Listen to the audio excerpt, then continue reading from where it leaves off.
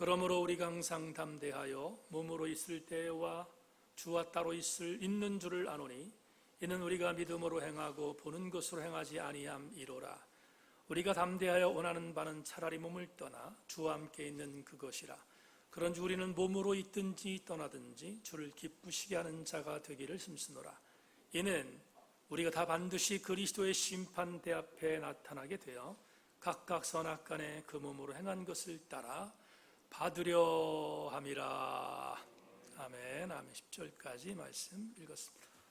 오래간만에 마라나타라는 찬양 하나님께 드려보겠습니다. 우리 기도하는 마음으로 찬양하겠습니다. 마라나타, 마라나타, 주 예수여 어서 오시옵소서. 땅의 모든 끝 모든 족속 주를 찬송하게 하소서. 아멘. 마라나타, 마라나타, 주 예수여 어서 오시옵소서. 모든 열방이 주께 돌아와 춤추며 경배하게 하소서. 우리 주님 다시 오실 길을 만들자. 십자가를 들고 땅끝까지 우린 가리라. 우리 주님 하늘 영감 온 땅 덮을 때 우린 땅끝에서 주를 맞으면 마라나타, 마라나타. 아멘. 주 예수여 오시옵소서. 마라나타, 마라나타. 아멘. 주 예수여 오시옵소서. 우리 주님 다시 오실 길을, 우리 주님 다시 오실 길을 만들자. 십자가를 들 땅끝까지 우린 가리라. 우리 주님 하늘 영광 온 땅 덮을 때 우린 땅끝에서 주를 맞으리. 마라나타, 마라나타. 아멘. 주 예수여 오시옵소서. 마라나타, 마라나타. 아멘. 주 예수여 오시옵소서.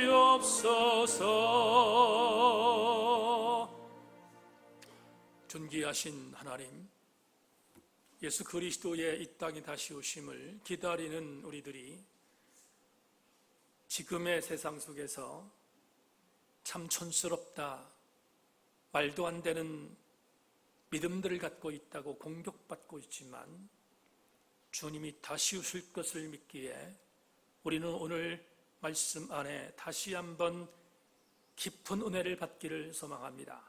주여, 우리 함께 오늘 말씀을 들으며 다시 한번 종말론적 신앙으로 무장하여 주님께 영광을 돌리는 우리들 되게 하여 주시옵소서. 성령이 우리와 함께 하실 것을 기대하며 예수 그리스도의 이름으로 기도하옵나이다. 아멘. 오늘 고린도후서 20번째의 말씀의 제목으로 반드시라는 제목을 갖고 말씀의 은혜를 나누겠습니다. 2부 예배 나오신 교우들 모두 함께 은혜 받고 돌아가시기를 주의 이름으로 소망합니다. 잘 기억은 안 나는데 아주 오래전에 한 칼럼니스트가 어떤 저널에 기고한 글을 제가 기억합니다. 그 칼럼니스트의 말 중에 글 내용 가운데 이런 글이 있었습니다. 적어도 이 땅을 사는 지식인들이라면 지식인들 모두는 절대로 쓰면 안 되는 단어가 하나 있다. 그렇게 말하면서 그 단어가 바로 오늘 설교의 제목인 반드시라는 단어다. 이렇게 적시한 것을 뚜렷하게 기억합니다. 이 칼럼니스트가 그렇게 말한 이유는 두 가지 이유로 당시에 기록했음을 기억합니다.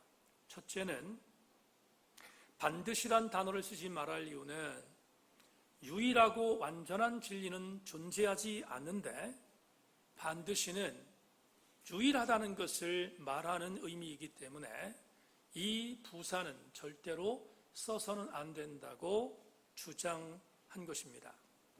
둘째, 자기만이 갖고 있는 확신, 그 확신이 절대적이라고 생각하여 이 단어를 쓰는 자들은 대단히 위험한 존재들이기 때문에 그래서 반드시란 단어는 자기 확신에 넘치는 교만한 자의 단어이기에 써서는 안 된다고 적시했던 것을 지금도 기억합니다.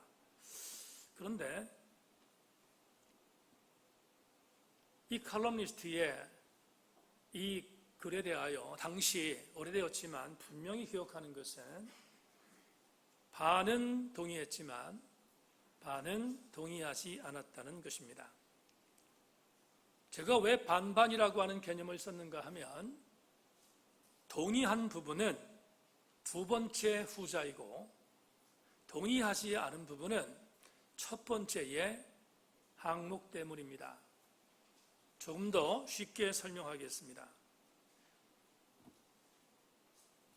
그날 칼럼니스트가 말했던 내용 가운데서 두 번째 항목, 자기만이 갖고 있는 확신이 절대적이라고 생각하여 반드시란 단어를 쓰는 것은 조심하라는 이 내용에 대하여 동의한 이유는 이런 이유 때문입니다. 예를 들겠습니다. 제가 학위과정에 있을 때 교수님들이 수없이 강조했던 가르침 중에 하나가 이런 내용이었습니다. 여러분이 논문을 쓰거나 여러분들이 공부할 때 이미 누군가가 세워놓은 학설이 있다. 그런데 그 학설이 대단한 학자가 말을 했어도 절대로 그 학설에 대하여 굴복해서는 안 된다. 그걸 뛰어넘기 위하여 새로운 학설을 연구하는 게 바로 학자요 학생이기 때문에 그러므로 이미 세워진 학문에 대한 것을 다시 세워가는 그런 공부, 그게 바로 중요하다. 이렇게 말씀하셨습니다. 예를 들겠습니다. 1900년대쯤에 어떤 학문적인 이론이 나왔다 칩시다. 그런데 그 이론이 100년이 지났는데도 요지부동하고 그게 흔들리지 아니하는 하나의 학설로 만약에 굳어졌다면 우리는 그걸 좋게 봐서는 안 됩니다. 왜냐하면 그만큼 학문이 발전하지 못하고 있다는 증거이기 때문입니다. 역으로 어떤 학자가 야심차게 어떤 이론을 제시했습니다. 그런데 그 다음날 또 다른 학자가 야심차게 제시한 그 학설을 무너뜨리는 또 다른 학설을 제시했다면 그건 대단히 고무적인 것입니다. 왜냐하면 학문이 발전하고 있다는 증거이기 때문입니다. 그러므로 학문은 무너지기 위하여 세워진 것이라고 생각해도 괜찮다는 의미입니다. 이런 면에서 저는 그 옛날 칼럼니스트가 말했던 두 번째, 반드시란 단어는 사용하지 말라는 어떤 확신을 갖고 사용하지 말라는 이 의견에 대한 부분에 있어서 저도 동의했다는 것을 여러분에게 말씀드립니다. 그러나 전자는 동의하지 않았습니다. 전자를 왜 동의하지 않았는가? 전자가 뭐지요? 유일하고 완전한 진리는 존재하지 않기 때문에 반드시라는 단어를 써서는 안 된다는 이 칼럼니스트의 말에 동의하지 않은 이유는 바로 이 때문입니다. 일반 사회학적인 이론이나 과학적인 이론에 있어서 데이터를 모아 그 데이터를 데이터베이스화하고 그런 뒤에 이러므로 이 이론은 틀렸고 맞았다라고 주장하는 것이 과학입니다. 그리고 조금 더 외연을 확장한다면 사회학적인 이론들일 수 있습니다. 그러나 종교는 절대로 그렇지 않습니다. 종교가 사회학적 방법과 과학적인 방법으로 접근하여 종교에서 말하는 언어, 종교에서 말하는 의미, 종교에서 말하는 삶을 과학적 데이터베이스화한 것을 결과로 접근하는 것은 접근 자체가 틀렸습니다. 그건 출발부터가 잘못됐다는 것입니다. 무슨 말인가? 타종교의 사람들이 아니면 무신론자에 있었던 사람들이 아주 극적으로 반대하는 성경 요조 하나를 여러분에게 소개하겠습니다. 사도행전 4장 12절 다른 이로서는 구원을 받을 수 없나니 천하 사람 중에 구원을 받을 만한 다른 이름을 우리에게 주신 일이 없음이라 하였더라.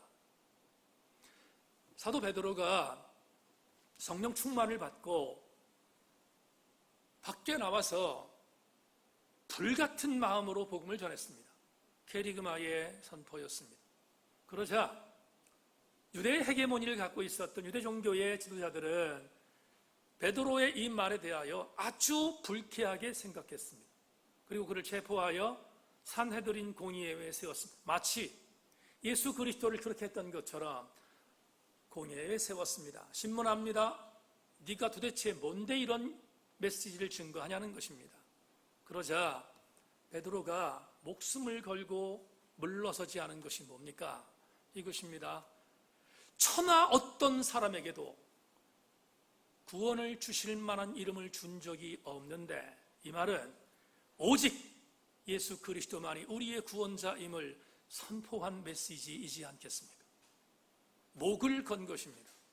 그런데 예를 들어서 과학자들이 이런 말도 안 되는 것을 믿으라는 것이냐라고 공격한다면 그건 과학적인 부분의 접근이지 종교적인 부분의 언어와 의미를 감안한 것이 아니기에 절대적인 진리가 없기 때문에 반드시란 단어를 쓰지 말라는 칼럼니스트의 말을 동의하지 않은 것은 바로 이 때문입니다. 여러분, 우리는 가끔 이런 생각을 하게 됩니다. 세상의 소리, 과학적인 부분에 있어서의 분석된 여러 가지의 접근, 그것이 정답이라고 믿습니다. 물론입니다. 그것을 거부하지 않습니다. 하지만 예외가 있습니다. 종교적인 부분에 있어서의 과학적인 접근은 출발부터가 잘못되었다는 사실을 생각해야 합니다. 아주 오래전 종교전쟁이라는 책을 읽다가 한 무신론 과학자가 이렇게 말한 것을 봤습니다. 여러분, 기도를 믿습니까? 기도, 응답을 받는다고 기독교인들이 말하는데 진짜로 기도의 응답이 있습니까? 라고 하는 공격을 한 것을 글을 통해서 읽었습니다. 그러면서 그가 제시한 것은 뭐냐 하면 과학적 방법을 동원하여 내가 기도의 응답을 받았다는 사람들에 대한 부분들을 추적하여 조사했더니 그들의 기도의 응답은 진짜로 기도했더니 그 일들이 이루어졌다는 의미가 아니라 도리어 기도했더니 그들의 정서적 아니면 그들의 심리적인 부분에 있어서 기도가 이루어졌다고 믿었던 사람들이 그렇게 말했다는 것이 훨씬 많으므로 기도는 효력이 없으며 기도는 절대로 무의미한 것임을 그가 공격한 글을 보았습니다. 진짜 그렇습니까? 종교전쟁에서 그렇게 말한 미술론자의 과학자에게 한 종교학자가 이렇게 반론을 제시했습니다. 아무개 교수님, 저는 교수님의 말에 동의할 수 없습니다. 왜냐하면 기도는 목적이 중요한 것이 아니라 과정이 중요하기 때문입니다. 무슨 말입니까? 예를 듭시다. 이 목사가 어떤 기도 제목이 있어서 하나님께 기도를 했습니다. 그런데 그 기도를 하는 과정이 있었습니다. 저는 내가 기도했더니 하나님께서 내 기도를 들으셨고, 아니면 안 들으셨다면 안 들을 만한 이유가 있어서 안 들은 것이 기도의 응답이라고 믿고, 하나님께서 내 기도에 대하여 침묵하셨다면 침묵한 것이 기도의 의미가 있다고 생각하여 기도하는데, 그러면 과학적인 차원에서 이강동 목사가 기도한 것이 이루어지지 않았으니까 기도의 효용이 없다고 나보러 타고 친다면 저는 동의하지 않습니다. 왜 동의하지 않습니까? 이미 저는 기도의 과정을 통하여 기도가 얼마나 나에게 엄청난 격려요 위로이며 무기인지를 이미 알았기 때문입니다. 성도 여러분, 종교적인 언어는 과학으로 접근할 수 없습니다. 그건 가소롭고요, 건방진 것입니다. 그렇다면 오늘 본문도 우리는 이런 차원에서 접근해야 합니다. 여러분, 오늘 본문은 바울의 정말 중요한 메시지가 들어있습니다. 오늘 6절부터 10절을 읽었는데 맨 마지막 절을 먼저 보겠습니다. 10절을 읽습니다. 10절에 이렇게 말합니다. 우리가 다 반드시 그리스도의 심판대 앞에 나타나게 되어 각각 선악간에 그 몸으로 행한 것을 따라 받으려 함이라. 여러분, 이 구절을 액면 그대로 여러분에게 소개합니다. 사도 바울은 고린도 교회 성도들에게 지금 복음을 훼손시키고 사도의 사도권을 방해하는 그들에게 이렇게 말합니다. 고린도 교회 형제들아, 내가 너희들에게 하나 권고하고 싶은 게 있는데 나는 이걸 믿는다는 거예요. 반드시 우리는 선악간에 내가 행한 그것대로 마지막 날 주님 앞에 설 날이 올 것이다. 이렇게 선포합니다. 지금 10절은 단순히 사도 바울이 고린도 교회 성도들에게 뭔가를 이야기하는 정도로 치부하면 안 돼요. 왜냐하면 이 10절 안에는 두 가지의 기독교적인 교리가 담겨있기 때문에 그렇습니다. 첫째는 뭐냐 하면 바울은 적어도 내가 부활할 것을 믿었어요. 내가 마지막 날 부활할 것을 믿었어요. 그게 첫 번째의 10절 안에 들어가 있는 중요한 메시지입니다. 그런데 부활만 믿은 것이 아니에요. 바울이 부활을 믿었기에 반드시 마지막 날 나는 부활한 몸으로 주님 앞에 선악간에 행한 대로 심판받을 것을 믿는다는 거예요. 두 가지가 있어요. 하나는 부활을 믿었고 또 하나는 심판을 믿었어요. 여러분, 이 두 가지를 합치면 뭐가 됩니까? 우리 기독교에서 이 두 가지를 뭐라고 말합니까? 이걸 종말론적 신앙의 기본이라고 말하잖아요. 부활을 믿은 자는 마지막 날 하나님께서 신자의 상급과 불신자의 심판을 주신다는 것을 믿는 것이 종말론적 신앙의 핵심입니다. 그런데 바울이 이렇게 말한 것을 고린도 교회에 있었던 불신자들 아니면 사도 바울에 대한 사도권에 대하여 많이 공격하고 있는 반대자들 불편했을 것입니다. 그리고 많이 이들은 힘들었을 것입니다. 이유가 뭔가? 이유는 이거예요. 이 내용 자체가 그들에게는 믿어지지가 않는 거예요. 이 내용 자체가 그들에게는 대단히 거친 메시지로 전해지는 거예요. 그래서 바울의 이 말을 고린도 교회 성도들 중에 바울의 반대편에 있는 자들은 별로 좋아하지 않았을 것입니다. 그런데 말이에요, 이게 AD 1세기 만에 있었던 일이 아니에요. 오늘도 있습니다. 어떻게 있습니까? 부활을 말하거나 심판을 말하면 귓등에도 안 듣는 사람들이 있습니다. 그리고 비아냥거립니다. 이걸 믿으라는 것인가? 라고 공격하는 사람들이 있습니다. 예를 들어 지금 전 세계적으로 열광하고 있는 무신론자의 대표적인 사람이 누굽니까? 만들어진 신이라는 쓴 리차드 도킨슨이에요.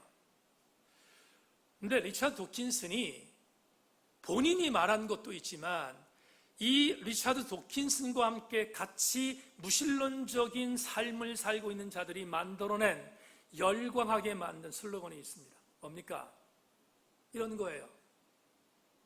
자기가 만든 피조물들을 지옥으로 끌고 가는 자가 어떻게 하나님일 수 있는가를 갖고 시비합니다. 그럴듯합니다. 여러분, 하나님께서 우리를 만들었어요. 만들었는데 하나님을 믿지 않는다는 이유로 지옥으로 끌고 가는 그 존재가 하나님이라는 사실을 믿으라는 건가? 라고 공격하는 무신론자의 공격이 그럴듯하게 들립니다.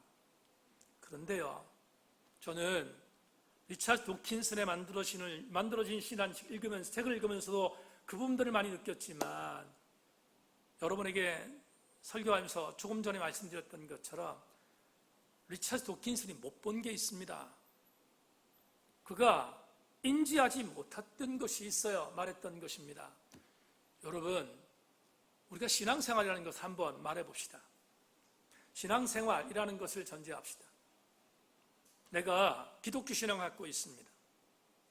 그런데 기독교 신앙을 갖고 있는 내가 기독교 신앙의 주체자인 하나님을 향하여 내가 뭔가를 의지하고 그 하나님 앞에 내가 뭔가를 기도하고 그분의 삶을 따라갑니다. 그게 신앙이에요. 그런데 그 신앙을 갖고 있는 신앙을 여러분, 이론으로 어떻게 설명합니까? 내가 보이지 않는 하나님 앞에서 보이지 않는 하나님을 향하여 신앙하는 그 신앙의 과정, 그건 종교적인 언어요, 종교적인 삶의 의미지 절대로 이론으로 설명할 수 없는 거예요. 그런데 도킨슨은 이런 일들을 이론으로 설명하고 있어요. 그가 갖고 있었던 과학적 데이터베이스의 인자가 결론적으로 하나님을 인정하지 않으므로 하나님 존재하지 않는다는 거예요. 그러나 저는 리차드 도킨슨을 비롯한 무신론자가 말하고 있는 일들에 대한 부분에 거대한 뒷부분에 있는 담론을 경계합니다. 여러분, 과학으로 하나님을 무시하는 것이 아니고요, 과학으로 하나님을 거부하고 그걸 주장하려고 하는 것이 아니에요. 적어도 리차드 도킨슨 같은 무신론자들이 말하는 것은 뭐냐 하면 부활이 불편해요. 심판이 거부되고 싶은 마음 너무나 많은 것입니다. 그것을 자유하고 싶은 마음이 있어요. 여러분, 그것 때문에 무신론자들은 도전하고 있습니다. 하지만 10절을 다시 보겠습니다. 10절, 우리가 다 반드시 그리스도의 심판대 앞에 나타나게 되어 각각 선악간에 그 몸으로 행한 것을 따라 받으려 함이라 라는 메시지 가운데 반드시란 단어가 들어간 이유가 뭡니까? 반드시 왜 들어갔습니까? 이건 과학적 이론의 메시지가 아니라 신앙적 언어의 고백이기 때문에 그렇다 이 말이에요.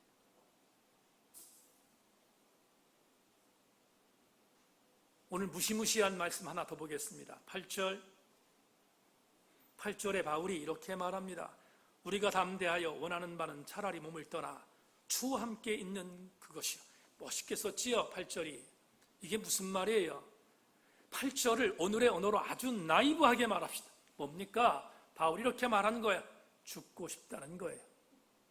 차라리 내가 지금 이 땅에 이런 괴로움을 당하느니 내가 죽고 싶다라고 하는 의미를 표현했어요. 어떤 사람이 이렇게 말합니다. 그러면 죽어. 여러분, 그런 표현이 아니에요. 그런 시비가 이루어지라고 선포한 말이 아닙니다.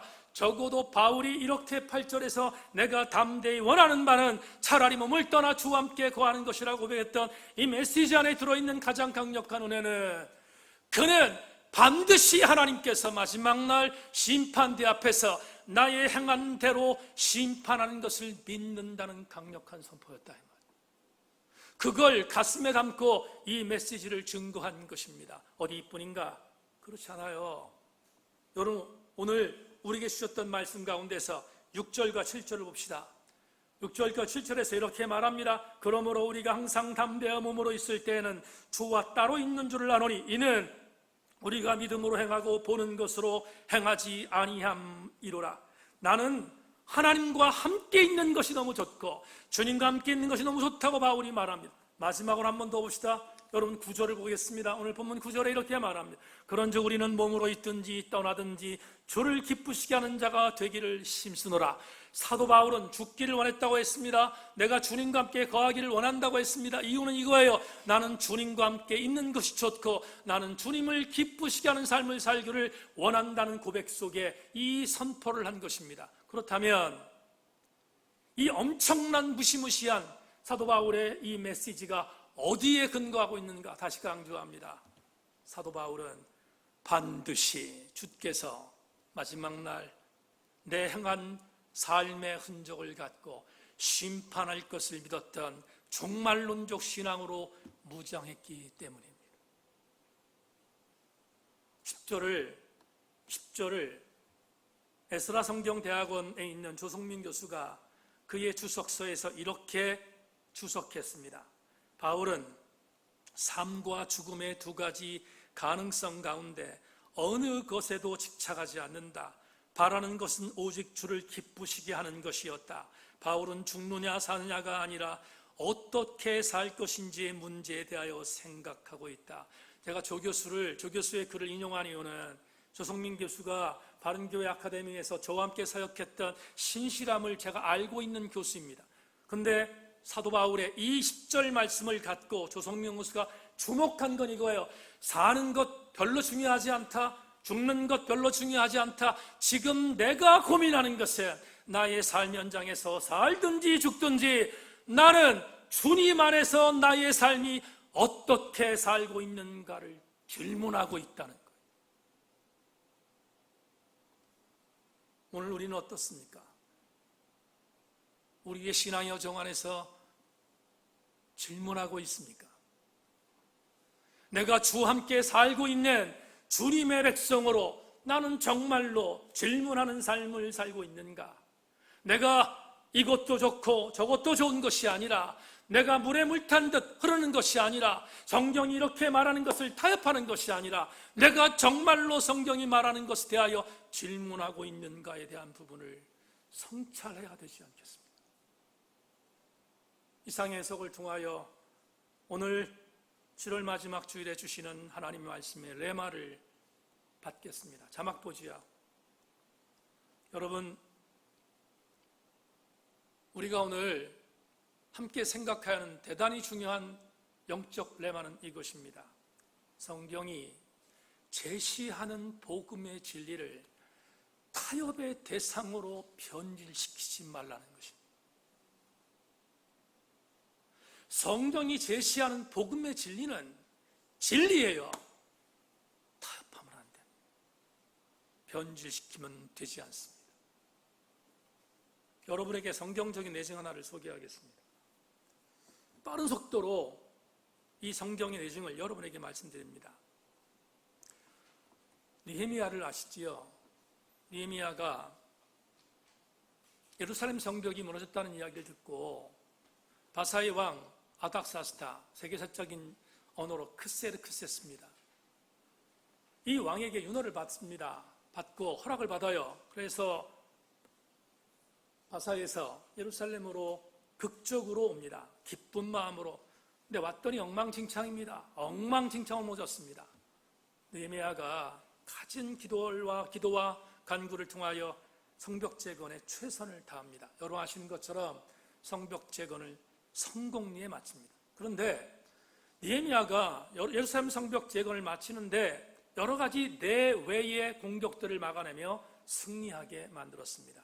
그리고 느헤미야 8장을 가면 8장에서 성벽은 재건했지만 영적으로 무너져 있는 이스라엘 신앙 공동체를 어떻게 다시 살릴까를 고민하다가 그 당시 학사 겸 제사장이었던 에스라를 강사로 세워서 수문학광장 앞에서 모든 이스라엘 공동체를 불러놓고 부흥회를 엽니다. 그리고 그 부흥회를 통하여 엄청난 영적인 감동과 은혜를 주는 성공적인 집회를 마쳤습니다. 자, 보세요. 성벽 재건도 성벽을 완전히 재건했습니다. 무너져 있는 이스라엘 신앙 공동체의 영적인 성벽도 재건하는 데 성공했습니다. 이제 느헤미야는 본인이 예루살렘에 왔던 모든 임무를 완수한 것처럼 보였습니다.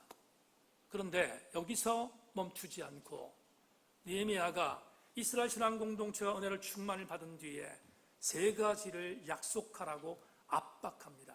특별히 이 압박의 대상자들은 이스라엘 신앙 공동체 전체였지만 이스라엘 신앙 공동체의 우두머리들이었던 귀인, 민장, 그리고 제사장까지 포함하여 모든 귀족들이었습니다. 영어 성경을 보면 여기 민장이라는 단어로 나오는 단어가 룰러예요. 룰러.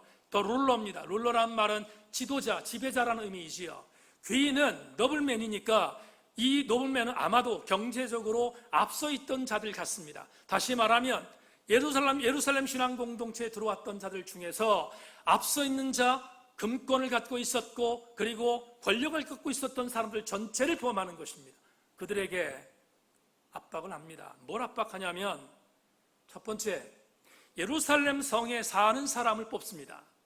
예루살렘 성읍은 성벽이 재건됐긴 했지만 황폐했기에 누구도 살고 싶지 않았는데 느헤미야가 강제적으로 이들 중에 몇몇 사람들을 예루살렘에 살게 만들어서 예루살렘 성벽을 방어하게 만듭니다. 그 중에 누가 있었는가? 자원하는 사람 빼고 제비뽑기한 사람과 귀인과 민장들이 있었어요. 조금 전에 얘기했던 그들이 있었습니다.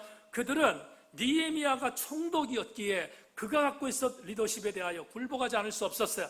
하지만 마지못했어요. 자원한 게 아니라 마지못해서 예루살렘 성에 있었어요. 제비 뽑힌 사람들은 재수 없다 생각했을 것입니다. 그들이 예루살렘 성읍을 지키게 됐습니다. 불만이 있었겠지요. 근데 고삐를 늦추지 않고 느헤미야가 말합니다. 여기에 예루살렘 성읍에 살고 있는 사람들은 세 가지를 약속하라는 거예요. 세 가지가 뭔가? 첫째, 너희들 중에 최선을 다하여 이 예루살렘 성읍을 지키면서 너희들은 안식일을 지키고 10의 1조를 드리고 이방 여인들을 아내와 며느리로 삼지 않겠다는 걸 약속하라는 거예요. 여러분, 느헤미야의 공권력입니다. 힘이 있었으니까. 그러나 영적으로 말하는 이 세 가지를 귀인과 민장들은 굉장히 많이 불편했을 거예요.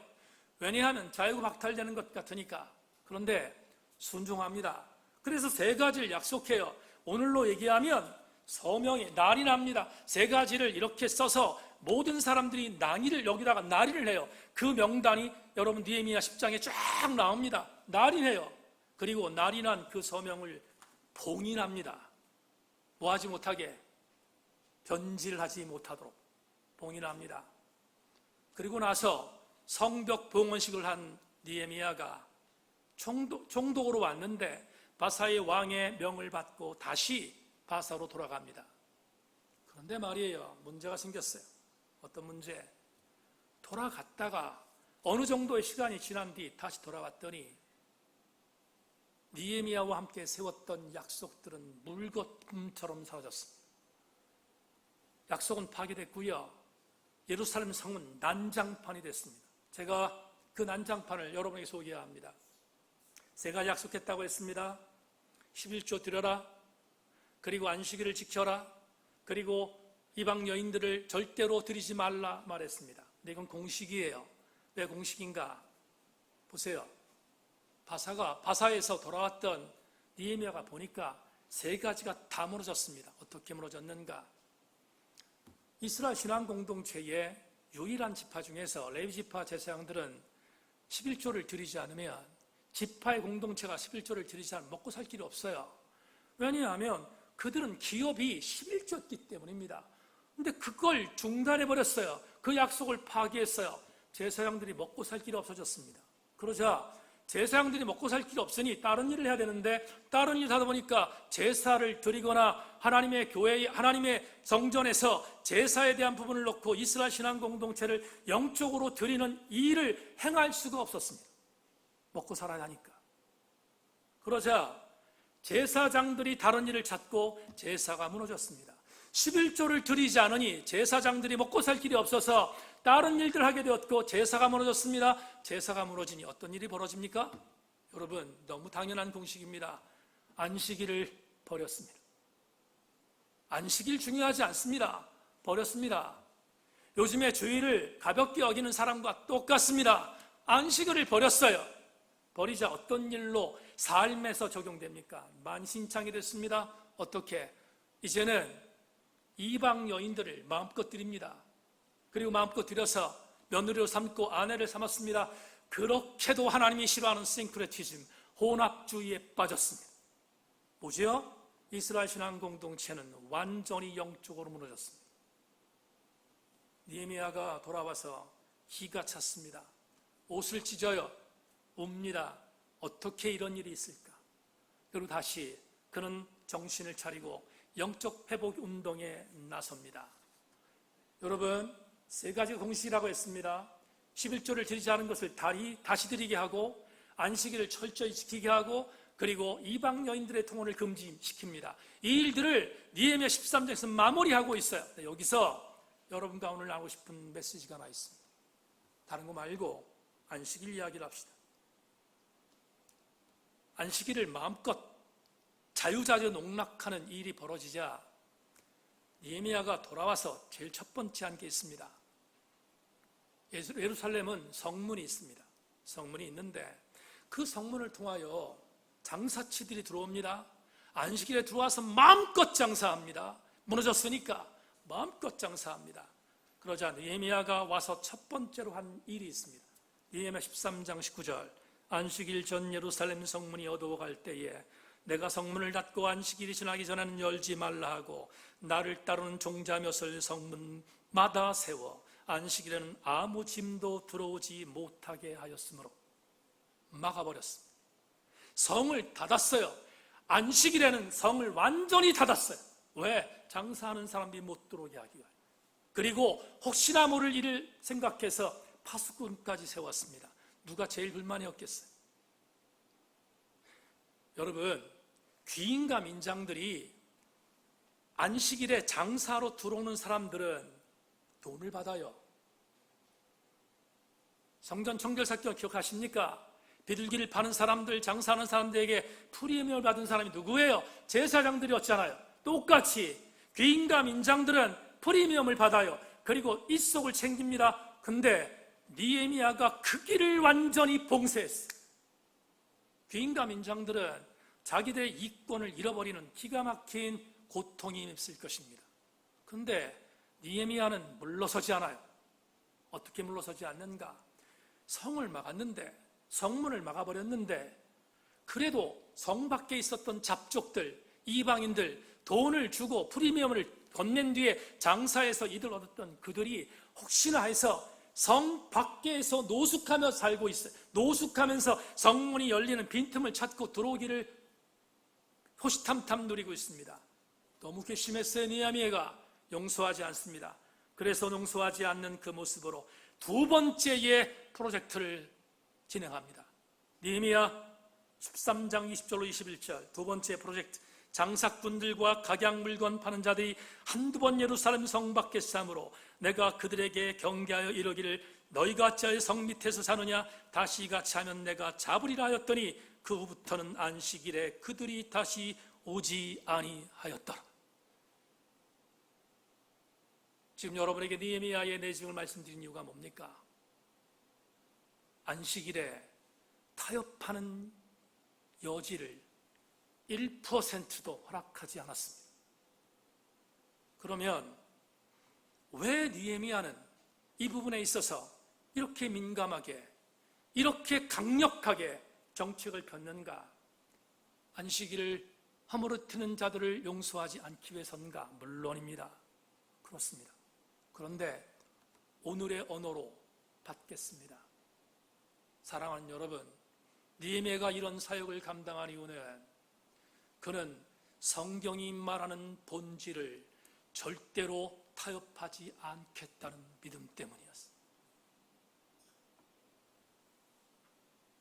우리는 가끔 성경이 말하는 것과 세상이 말하는 것이 충돌하는데 그 충돌 가운데서 오늘 21세기를 살아가는 우리들에게 성경이 말하는 부분과 세상이 말하는 부분의 충돌 속에서 옛날에는 그렇게 말했다 할지라도 목사님 21세기에는 이 충돌의 여백 속에서 허용할 것을 허용해야 합니다라고 말하는 사람들이 얼마나 많은지 모릅니다. 너무 많아요. 그냥 많은 게 아니라 너무 많습니다. 허용하지 않으면 골통이고요. 허용하지 않으면 융통성 없는 목사고요. 허용하지 않으면 심각하게 핍박합니다. 2년 전 연수대학교 연합신학대학에서 미래교회 컨퍼런스를 했습니다. 여러분 아시는 것처럼 제가 그곳에서 강사로 섬겼습니다. 그런데 그때 같이 나왔던 강사들은 어떤 목사님들이냐면 이타적인 사역을 감당하기 위해서 교회만을 위한 교회가 아니라 정말로 세상과 함께 가기 위해 몸부림치는 목사들 3명이 모여서 함께 사역을 나누었습니다. 누가 보더라도 그들은 대사회적인 부분에 있어서 함께 공유하며 세상 사람들의 아픔들을 공유하며 교회가 무엇을 해야 하는지에 대해서 함께 나누면서 가고 싶었던 목사님들이었습니다. 2년 전 저도 그 중에 한 명의 사역을 감당했기에 2년 전 사역이 기뻤습니다. 근데 지난주 우연히 2년 전에 그 사건에 대한 그 일에 대한 부분에 있어서 기사화된 문화일보 신문에 나와 있는 글을 우연히 웹서핑을 하면서 보게 됐습니다. 여러분 제가 강사니까 관심 있을 수밖에 없잖아요. 그래서 들어가서 도대체 2년이 지난 뒤 이 내용에 대한 부분이 어떻게 진행되고 있는가를 봤습니다. 문화일보에 실린 탈교회 시대의 선교적 교회의 대안을 제시하는 그 프로그램에 대한 댓글들을 봤습니다. 보다가 참담했습니다. 물론 거기에 있는 사람들, 댓글 달린 사람들은 무신론자들이 정말 대부분입니다. 그런데 댓글을 보다가 참담했던 이유가 있습니다. 여러분, 거기에 모인 목회자들이 그날 강의했던 것은 대사회적으로 건강한 교회를 만들어 대사회적인 사람들과 같이 가겠다는 의미로 사역했다고 했습니다. 얼마나 고무적입니까? 교회가 사회와 함께 연착문하기 위해서 함께 가는 메시지를 나눴던 세미나였습니다. 그러면 사회에 있는 사람들이 와, 그래, 교회가 이런 일을 하고 있네? 라고 함께 건강한 부분들을 인정해 줘야 되는데 그날 읽은 댓글을 보다가 참담했습니다. 결론이 뭔지 아십니까? 이겁니다. 교회가 무슨 일을 하든 싫다는 것입니다. 교회가 아무리 좋은 일을 해도 결론이 이것입니다. 무조건 싫은 것입니다. 정말 너무 가슴이 아팠어요. 몇 년 전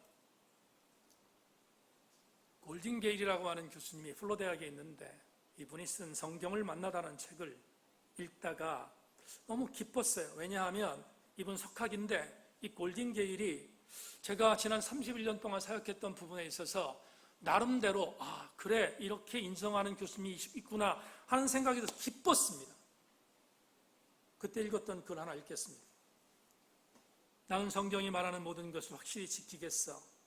그러면 하나님의 뜻대로 살 수 있겠지 라고 말하지 말아야 한다.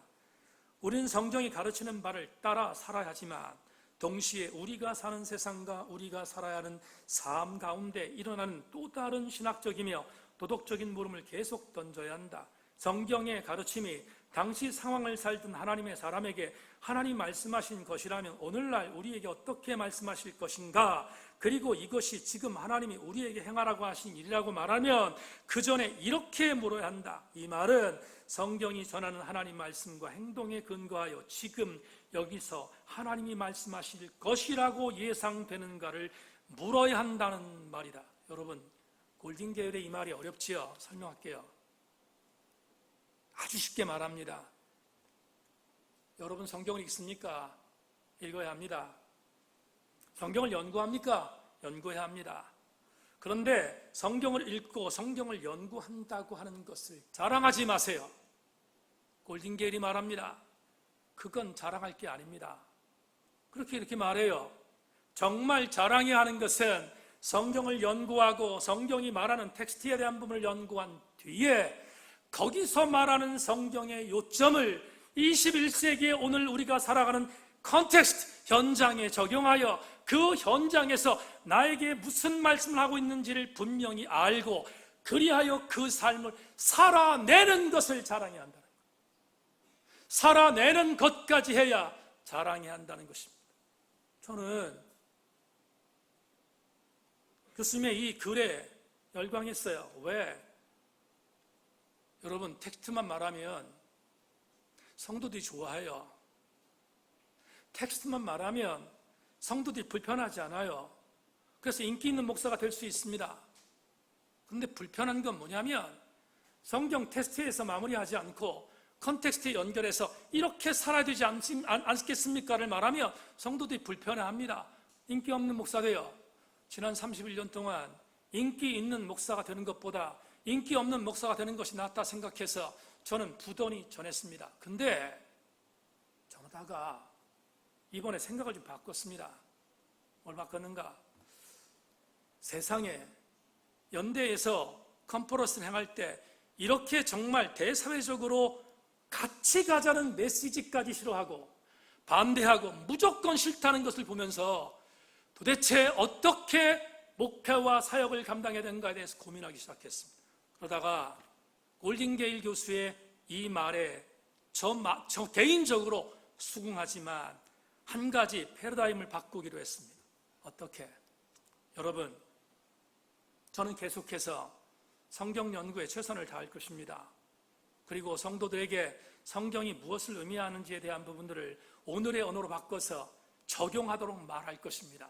골든게일은 그렇게 하면 된다고 말합니다. 근데 아무리 교회가 아름다운 일을 하고 훌륭한 일을 한다 할지라도 안 되는 사람들이 안 된다고 싫어하는 사람들을 바라면서 한 가지를 첨부하기로 했습니다. 이것입니다. 그렇구나. 안 되는 것은 안 되는 것이구나. 아무리 말해도 안 되는 건 안 되는 거구나. 그건 성령께 맡기자. 그리고 한 가지를 더 적용하기로 했습니다. 사람을 기쁘게 하여 적용하는 삶이, 그래도 저는 성서적이라고 믿었는데 이제부터 이렇게 할 생각입니다. 대사회적으로 함께 가는 것은 좋지만 반드시 물을 것입니다. 그것을 주님께서 기뻐하는 것인가를 물을 것입니다. 다시 텍스트와 컨텍스트를 연구한 뒤에 이 두 가지가 예수 그리스도께서 기뻐하는 것인가를 물을 것입니다. 왜 그럴까? 그래야지 사역을 감당할 수 있는 시대가 되었다고 믿기 때문입니다. 사랑하는 여러분, 이 시대는 복음을 싫어하는 시대 정도가 아니라 복음을 공격하는 시대가 됐습니다. 그렇다면 이 정도의 무게감을 갖고 있는 우리들이라면 어떻게 하는 것이 옳은가? 저는 이렇게 생각합니다. 그렇다면 저와 여러분 모두는 더더욱 아무리 보수적이라고 말하고 아무리 골통이라고 말한다 할지라도 이것이 예수 그리스도에게 기뻐하는 일이라는 성경적인 진리라면 목숨 걸고 변질시키지 말고 타협하지 말고 복음 붙들고 달려가야 되지 않겠습니까?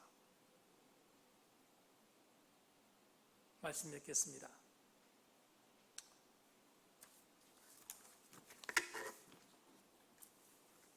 아내가 여보 운동해요. 그래서 헬스 티켓을 끊어줬습니다. 2달 헬스 티켓을 끊어줘서 헬스장에 갔습니다. 2달 동안 4번 나가고 끊었습니다. 왜냐하면 재미가 없었기 때문입니다. 운동을 하면 안 돼서 그 다음에 예전에 했던 여러분 아시는 것처럼 탁구장을 나가기 시작했습니다. 하수동에 있는 탁구장이 생긴 7년 됐는데 제가 창립 멤버입니다. 7년 동안 같이 나가서 운동했습니다. 여러분, 제 생명 연재될 때 모르지만 은퇴할 때까지 탁구는 계속할 것입니다. 훗날 은퇴하고 나서 탁구장을 차릴까도 생각하고 있습니다. 여러분, 헬스를 2달 만에 4번 나가고 탁구장은 7년 동안 나간 이유가 뭡니까? 헬스는 재미가 없고 탁구는 재미가 있어서 나간 것입니다. 재미있는 운동을 한 것입니다. 그런데 설교를 마무리하다가 이 생각이 들었습니다. 신앙생활과 적용해 보십시다. 신앙생활이 뭡니까? 신앙생활 재미있어서 하는 겁니까? 신앙생활이 레저입니까? 신앙생활이 여러분 오락입니까?